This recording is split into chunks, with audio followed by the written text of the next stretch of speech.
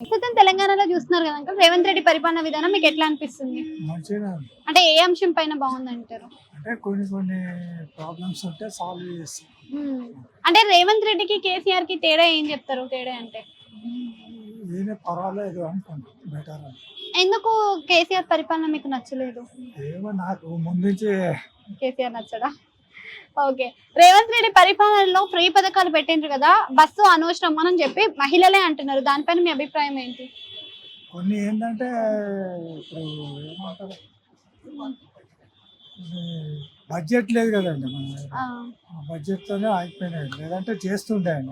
అంటే బడ్జెట్ లేకముందుకే 6 గ్యారెంటీలని హామీలు ఇస్తాడు, టైం ఉంది కదా, ఇంకా ఒకటి చేస్తున్నాడు మెల్లిగా. ఎడ్యుకేషన్ సిస్టమ్ ఏ విధంగా ఉందంటారు అసలు?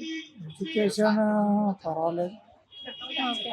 అంటే హాస్పిటల్స్ కానీ ఎడ్యుకేషన్ కానీ ఏమైనా మార్పు జరిగిందంటారా మరి కేసీఆర్ కాలంలో ఎప్పుడైనా? కొంచెం పర్వాలేదు. ఇందిరమ్మ ఇండ్లు అని చెప్పి సర్వేలు చేసిండ్రు కదా, సర్వేలు అనేవి కరెక్ట్ గా చేశారా? అసలు ఇందిరమ్మ ఇండ్లు వచ్చే ఇంకా అవకాశం ఉందా? చేయలే మేడం, అది అది ఎప్పుడు వస్తుందో తెలీదు. చాలా మంది సబ్మిట్ చేశారు. ఓకే. అంటే ఇదే విధంగా సన్న బియ్యం విషయం మీరు ఏం చెప్తారు? అసలు సన్న బియ్యం వస్తున్నాయా మీకు? వస్తుందండి, మొన్న 3 months ఒక్కసారి ఇచ్చారు. అంటే 3 months ఒక్కసారి ఇవ్వడం బాగుంటుందా, నెల నెల ఇవ్వడం బాగుంటుందా? నెల ఇస్తే బాగుంటుంది, ఎందుకంటే ఆ లైన్లో 3 hours 4 hours నిలవాలి. Thank you.